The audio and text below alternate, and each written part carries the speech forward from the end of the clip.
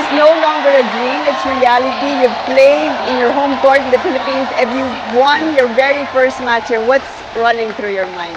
Gusto ko lang magpasalamat sa inyong lahat na nandito kayo. Mahirap ibahagi yung nararamdaman ko ngayon kasi matagal ko na itong pinapangarap. So maraming salamat.